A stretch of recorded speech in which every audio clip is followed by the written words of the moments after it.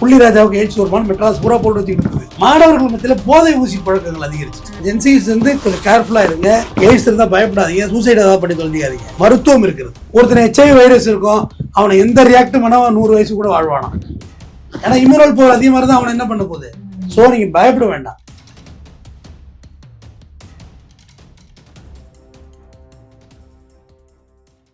Madras town bus நேயர்களுக்கு வணக்கம். இன்று நம்முடன் இணைந்திருக்கும் சிறப்பு விருந்தினர் குற்றவியல் வழக்கறிஞர் டாக்டர் RS தமிழ்வேந்தன் அவர்கள். சார் வணக்கம். சார் வணக்கம். சார், இந்தியாவிலேயே HIV அதிகமாக இருக்கக்கூடிய மாநிலங்கள்ல கர்நாடகா 3வது இடத்துல இருக்கு. ஒரு மிகப்பெரிய ரிப்போர்ட் ஆச்சு. அவங்க ஸ்டேட்ல இருக்கக்கூடிய அந்த ஒரு அமைப்பைய வந்து ரிப்போர்ட் வெளியிட்டு இருந்தாங்க. இதுல இவங்க என்ன சொல்றாங்கன்னா, ஸ்டூடெண்ட்ஸுக்கு இதுல 18 வயசுல இருந்து 38 வயசுக்குள்ள இருக்கவங்க அதிக அளவுல பாதிக்கப்பட்டிருக்காங்க. அதனால காலேஜ்ல இருக்கக்கூடிய ஸ்டூடெண்ட்ஸ்க்கு எல்லாம் வந்து HIV டெஸ்ட் பண்ணணும்னு சொல்லியிருக்காங்க. இது பத்தி உங்களுடைய கருத்து என்ன? ஆக்சுவலா மகாராஷ்டிரா பாம்பே தான் முதலிடத்துல இருக்கு HIV. வேர்ல்டு லெவல்ல 2வது இடத்துல இந்தியா இருக்கு உலக லெவல்ல. அப்ப HIV வந்து கிட்டத்தட்ட எப்படின்னா ஒரு 2000 காலகட்டங்கள்ல எல்லாம் பயங்கரமா அதை பத்தியான விழிப்புணர்வு இருந்தது. 95 காலங்களில் பார்த்தீங்கன்னா ஊசியில சிரஞ்சில போட்டு பைக்ல லிஃப்ட் கேட்கிறப்பே குத்திடுவாங்கலாம் சொல்லி எல்லாம் ஒரு ரூமர் இருந்துச்சு. பட் அதெல்லாம் கடந்து அப்புறம் HIVக்கு ஒரு சரியான விளக்கம் கொண்டு வந்தாங்க. அப்புறம் அதுக்கான ART கூட்டு மருந்து அது மாவட்ட தலைமை மருத்துவமனையில் இருக்கு. HIV வந்து சுகர் மாதிரி ஒரு டிசீஸ். நீ மெடிசன் எடுத்தீங்கன்னா நீங்க எவ்வளவு நாள் வேணுமோ இருக்கலாம். வெள்ளையணுக்கள் வந்து அதிகமாக ஒரு லட்சக்கணக்கில் உங்களுக்கு கவுண்ட். ஆனால் அது எல்லாம் போலி வெள்ளையணுக்கள். அது வந்து செத்து போயிடும். அந்த வெள்ளையணுக்கு சாப்பாடு வேணுமா, அது நம்ம சாப்பிட்ற சாப்பாடை பூரா சாப்பிட்டுட்டு நம்ம உடம்புக்கு செத்து போயிடுவோம். இதுதான் எய்ட்ஸ். இது பரவு விதங்கள் உங்களுக்கு தெரியும். ரொம்ப ரொம்ப ஈஸியாக ஸ்ப்ரெட் ஆகுறது செக்ஷுவல் ரிலேஷன்ஷிப் மட்டும். அதுக்கு அடுத்தது இன்ஜெக்ஷன், அடுத்து ரத்தம் கொடுத்தல். ADMK பீரியட்ல வந்து ஸ்ரீவில்லிபுத்தூர்ல ஒரு கர்ப்பிணி பெண்ணுக்கு எய்ட்ஸ் ரத்தத்தை ஏற்றிட்டாங்க.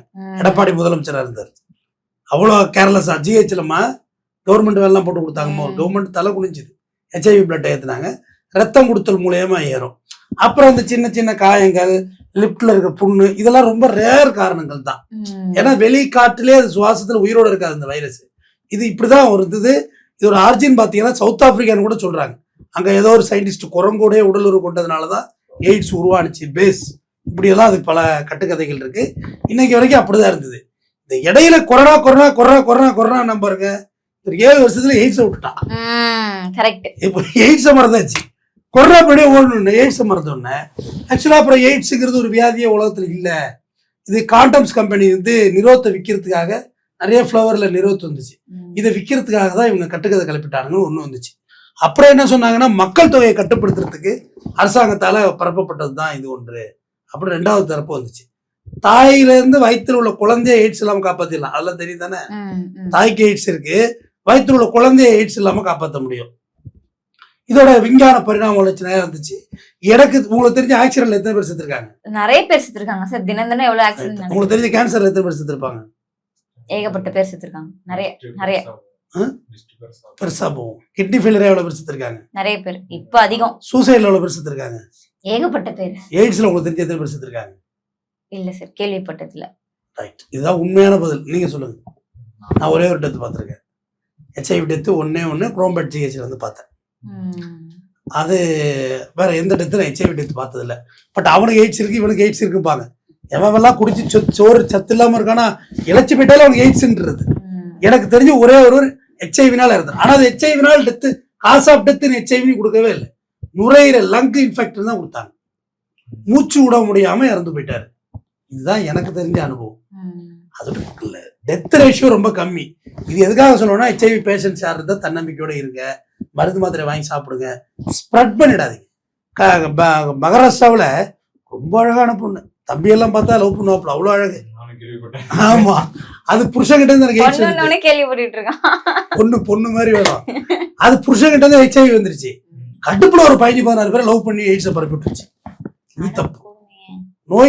நோய் பரப்பு, தொற்று நோய் பரப்பு ஆக்ட்ல நீங்க கைது செய்யப்படுவீங்க. இப்ப விஷயத்துக்கு வந்துருவோமா? ஒரு விஷயத்துக்கு முன்னாடி எவ்வளவு தூரம் அதோட வரலாறு சொன்னாதானே புரியும். டைரக்டா தான் பேப்பர்ல பார்த்திருப்பீங்களே. அதாவது கர்நாடகாவில் HIV-யோட 2023-24 பாத்தீங்கன்னா 18 to 30, 18 வயசு 38 வயசு வரைக்கும் உள்ளவங்க 44,500 பேர் தான் பாசிட்டிவ். உலகத்திலே HIV மட்டும் தான் பாசிட்டிவா இருக்கக்கூடாது.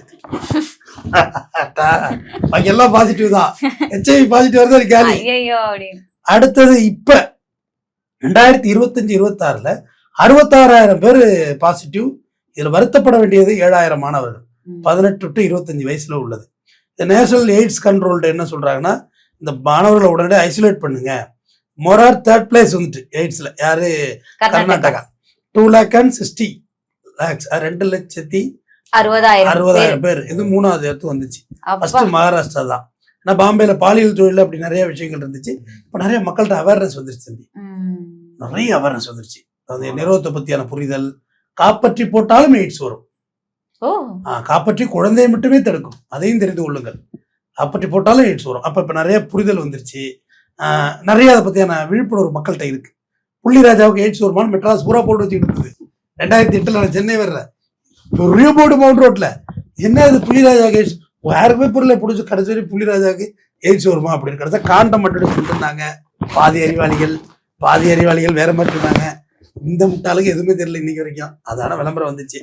அப்புறம் VITU அந்த டெக்னாலஜி யூனிவர்சிட்டி இருக்குல்ல, அவங்களும் CID 2 பேரையும் எஜுகேஷன் டிபார்ட்மெண்ட், இவங்க 2 பேரையும் அந்த மாணவர்கள் எல்லாரையுமே HIV பரிசோதனை எடுங்க. காலேஜ் படிக்கிற எல்லா ஸ்டூடெண்ட்ஸுமே எடுங்க. அது கொஞ்சம் மறைமுகமாக தான் வச்சுக்குவாங்க. நீங்க பயப்பட வேண்டாம். இவர் வேற பயந்துக்கிறாரு, நம்மளையும் சேர்த்து எடுத்துப்பாங்க. மறைமுகமாக தான் வச்சுப்பாங்க. ரிப்போர்ட்ஸ் எல்லாம் வெளியே விட மாட்டாங்க. 2வது, இதுக்கு இன்னொரு புதிய ஒரு கருத்து சொல்லிடுறாரு. மாணவர்கள் மத்தியில போதை ஊசி பழக்கங்கள் அதிகரிச்சு. 3 ரீசன் சொன்னேன். 4வது ரீசன் வெயில்ல போட்டு அடிச்சு ஏத்துறது, காலைல ரத்தம் கொடுத்தேன். இது போதை ஊசி இல்ல, 3 மாசம் சுகர் பாக்குறது, 3 மாசம் சுகர் பாக்குறத கொடுத்தேன். அடிச்சு பாக்குறோம்ல. இப்ப இப்ப எனக்கு போட்டுட்டு உடனடியா அடுத்த வெயின் இன்னொருத்தர் போகல, அந்த ஊசியோட முனியில அந்த உயிரோட இருக்கும் ஒரு வைரஸ் செல், அது உங்க உடம்புக்கு போயிடும். உங்களை HIV பத்தி எப்படி, நான் வந்து NCC எல்லாம் கேள்விப்பட்டீங்களா? National cadet groups, NSS, NCC எல்லாத்துலயுமே நான் இருந்திருக்கேன். ஸ்கவுட்டு, இந்த சமூக விழிப்புணர்வு இல்லை எல்லாத்துலயும் ஆரம்பத்துல படிக்க இருந்திருக்கேன். அதுல தான் கிளாஸ் நடத்தினாங்க. இது எவ்வளவு நேரம் பரவும், எப்படிலாம் உடம்புல இந்த வைரஸ் போய் உள்ள தூங்கிட்டு தான் இருக்கும். உடம்புல ரியாக்ட் எல்லாம் பண்ணாது. அது உங்க ரத்தத்தில் நீஞ்சிக்கிட்டு இருக்கும். ராஜாவின் பார்வை ராணி. இந்த நோயை முழுவதுமாக குணப்படுத்துறதுக்கு மருந்துகள் வந்துருச்சு. அந்த எய்ட்ஸ்ங்கிறத உங்க உடம்பு விட்டு அகற்ற முடியாது. வைரஸ் உங்க உடம்புல தென்படும், எப்ப செக் பண்ணாலும் தென்படும். பட் அது உங்க உடம்பு எதுவும் பண்ணாம நீங்க வாழலாம். டயாபெட்டிக் மாதிரி தான்மா. இன்ஃபேக்ட் டயாபெட்டியோட அது ஒண்ணு எனக்கு டேஞ்சரா தெரியல. டயாபெட்டிக் வந்தா என்ன பண்ண சொல்லுவோம்? உங்க வீட்டுல யாராவது பெரியவங்க இருப்பாங்க. டயாபெட்டிக் வந்தா என்ன பண்ணுங்க? சாப்பிட முடியாது, என்ன இல்லாம பண்ணுதுப்பா. அது பயங்கரமான அளவ. ஒரு வியாதி இருந்தா சொல்லுவோம், ஹார்ட் அட்டாக்னு, நெஞ்சொலி சாவுன்னு. இது ஒண்ணு சாகவும் கூடாது, வாழவும் கூடாது. ஒரு மனுஷனுக்குள்ள சிம்டம்ஸ் இன்னொருத்தருக்கு இல்ல. எங்க அம்மா 67 ஏஜ் டயாபெட்டிக். எங்க அம்மாவை டயாபெட்டிக் ஒண்ணுமே பண்ணல, எல்லாம் சாப்பிடும், ஒண்ணும் பண்ணல. ஆனா அதே 40ல நம்மள சுருட்டிட்டாங்க. உங்க உடம்போட ஹெல்த்தை பொறுத்து தான் அது. நீங்க இன்னொருத்தர் சொல்லுவான், நான் டயாபெட்டிக் தான் ஏதாவது பண்ணுவேன், மருந்து மாத்திரை சாப்பிட, அதெல்லாம் கேட்காதீங்க, டாக்டர் சொல்றதை கேளுங்க. இதுல எய்ட்ஸ்ல ஒன்று காலு கையெல்லாம் வெட்டி எடுக்க போறது இல்லை. டயாபெட்டிக்ல காலு கையை வெட்டி எடுக்கிறாங்க. டயாபெட்டிக் தான் எனக்கு தெரிஞ்ச ஆபத்தான வியாதி. எய்ட்ஸ் வந்தா நீங்க அவங்கள சமுதாயத்தை விட்டு புறக்கணிக்காதீங்க. முதல் விஷயம், எல்லாரும் பாலினம் பண்ண எல்லாரும் பாலினம் பண்ணவங்க தான். நம்ம அப்பாவும் அம்மாவும் கட்டி பிடிக்காம நம்ம பொறுத்துட்டோம். நேச்சர் இதுதானே. அதனால அவங்கள வந்துட்டு அவங்களை தள்ளி வைக்காதீங்க. ஸ்மோக் பண்ற எல்லாரும் கேன்சர் வந்துடுறது கிடையாது. சில பேர் கேன்சர்ல மாட்டிக்கிறான். ஹார்ட்ஸ் கசக்கி அள்ளி வைக்கிறான் பாருங்க, வாய் இப்படி இருக்கும். டேய், இவரோட அனுமான் வேஷம் போட்டுருக்கான். தலைகாணி இப்ப தலைகாணி வச்சிருக்கான். அக்கா கூல்லிப்பு பான்பிராக் போட்ட எல்லாரும் கேன்சர் வரல, ட்ரிங்க்ஸ் பண்ண எல்லாரும் லிவர் ஃபெயிலியர் ஆகல. அதனால குடிச்சிட்டு நான் அவ்வளோ ஒரு அழகான ஒரு கவிதை ஒண்ணு 2 கவிதை எழுதி வச்சிருக்கேன். நான் ஐக்கு எழுதிட்டு இருக்கேன். போதையினால் இறந்த தந்தைக்கு போதையில் கொல்லி வைத்தான் மகன். இப்படிக்கு போதை எப்படி இருக்கு? அப்பன் செத்ததே குடிச்சுதான் செத்தான், ஆனா அதுக்கு குடிச்சுதான் கொல்லி வச்சா மகன் போதையில இருக்கான். அடுத்து நண்பரோட டெத் ஒன்று போயிட்டு வந்த, குடியினால் இறந்த நண்பன் தீ வைக்க அவனை தவிர அனைவரும் குடித்திருந்த நண்பர்கள் அப்படின்னு. அவன் மட்டும் தான் குடிக்காம இருந்தான், ஏன்னா பணமா இருக்கான். இருந்த எல்லாரும் போதையில இருந்தாங்க. குடியினால் இறந்த நண்பனுக்கு தீ மூட்ட அவனை தவிர அனைவரும் குடித்திருந்தனர். முன்ன பின்ன எப்படி ரொம்ப பரட்டி போட்டு உங்களுக்கு ஏத்த மாதிரி உள்டாவ போட்டுக்கலாம். குடித்தே இறந்த நண்பனுக்கு குடித்தே கொல்லி வைத்த நண்பர்கள் எப்படின்னு வச்சுங்க. கொல்லி வைத்த நண்பர்கள் டெத்து விழுந்தானே இங்க பச்சி ஓப்பன் தி பாட்டில். அவன் போனா வடக்காக வச்சிருக்கானா தெக்காக வச்சிருக்கானா தெரியல. சாவுக்கு கூட ட்ரீட் சார். என்ஜாய்மெண்ட் நடக்குதுங்க. சோ ஒருத்தர் எய்ட்ஸ் வந்துட்டுனா அவன் அப்படியே அவன் மட்டும் நம்ம சமுதாயத்துல அன்டச்சபிலிட்டி மாரி பார்க்காது. அது ரொம்ப தப்பு. அன்டச்சபிலிட்டியே தப்பு. இதுல அதை விட மோசமான தப்பு. அவனை அரவணைங்க, அவனுக்கு பாசம் கொடுங்க. எனக்கு தெரிஞ்சு வெளிப்படையா சொல்றேன், 25 வருஷமா எனக்கு தெரிஞ்ச ஒருத்தர் எய்ட்ஸ்ல இருக்காரு. 25 இயர்ஸ் நல்லா இருக்காரு. எனக்கு தெரிஞ்சு 25 வருஷம். எனக்கு வயசே 41 தான். எதுவும் பண்ணல, ஜம்முன்னு ட்ரீட்மெண்ட் எடுத்துட்டு கரெக்டா போய் அண்டர் ட்ரீட்மெண்ட் ப்ராசஸ்.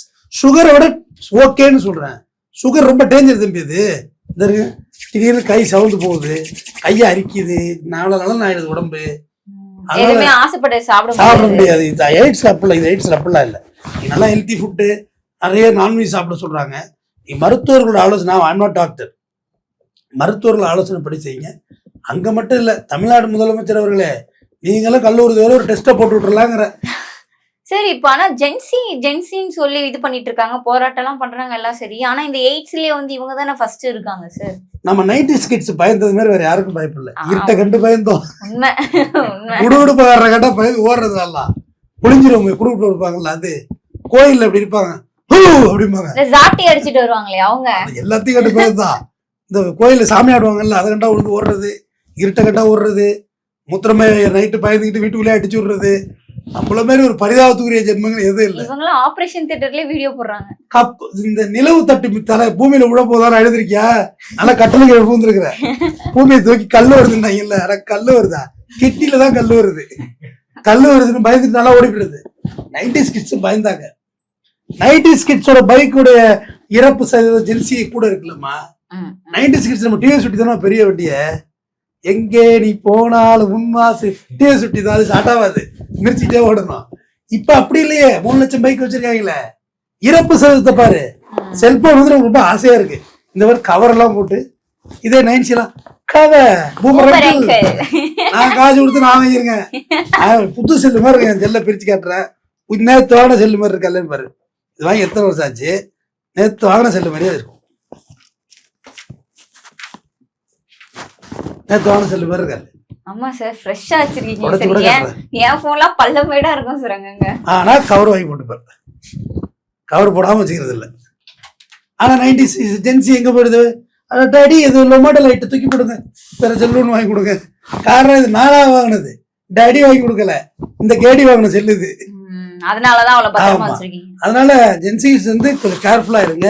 எய்ட்ஸ் இருந்தா பயப்படாதீங்க, சூசைட் ஏதாவது பண்ணி தொலைஞ்சிக்காதீங்க. மருத்துவம் இருக்கிறது. நீங்க இன்னும் எய்ட்ஸ் இல்லாதவனை விட நீங்க அதிக நாட்கள் உயிர் வாழலாம், முறையான மருந்து மாத்திரை எடுத்துட்டா. அது மாதிரி ஸ்ப்ரெட் பண்ணிடாதீங்க. உங்களுக்கு ஏதோ ஒரு வேகத்தை வந்திருக்கும். அதுதான் திருப்பி சொன்னேன், சிகரெட் குடிச்ச எல்லாரும் கேன்சர் வரலன்னு. நீங்க ஏதோ ஒரு லாக் ஆயிட்டீங்க, மாட்டிக்கிட்டீங்க.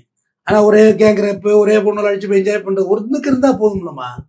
அதே மாதிரி டாக்டர் ஒருத்தர் எனக்கு விளக்கம் நடத்தினாரு. ஒரு எய்ட்ஸ் உள்ள பொண்ணு பரிசா 10 பசங்களை போய் சொல்றது, 10 பேருக்கு எய்ட்ஸ் வருமானா வராதான். எய்ட்ஸ் உடைய சயின்ஸ் கிளினிக்கலி ப்ரூவன், இது கிளினிக்கலி ப்ரூவன். 10 பேருக்கு வராதான். 10 பேருக்கு வந்தாலும் ஆச்சரியப்படுறதுக்கு இல்ல, 10 பேருக்கு வரணுங்கிறது கிடையாது, விதி கிடையாதுங்கிறாரு, ரூல் அண்ட் ரூல்ஸ் கிடையாது. 10 பேர் கூட வராம போலாம். அது அந்த வைரஸ் வந்தப்ப இவரோட இம்யூனல் ஸ்ட்ரெஸ் பவர் இருக்குல்ல, பயங்கர அடிச்சாலும் நம்ம செத்து போயிடுது. அப்புறம் எப்படி உனக்குள்ள பெருக முடியும்? ஒரு வைரஸ் உள்ள பூந்தாலும் 10, 100, 1000 லட்சம் பரவுது. அப்படி இருந்த ஸ்ட்ரென்த்தை பொறுத்ததுன்னு சொல்றாரு. ஒருத்தனை HIV வைரஸ் இருக்கும், அவனை எந்த ரியாக்டும் பண்ணா 100 வயசு கூட வாழ்வானா. ஏன்னா இம்யூனல் பவர் அதிகமா இருந்தா அவனை என்ன பண்ண போகுது? சோ நீங்க பயப்பட வேண்டாம். எய்ட்ஸ் இருந்தா மருத்துவம் எடுத்துக்கொள்ளுங்கள். தொடர்ந்து பேசுவோம். நன்றி.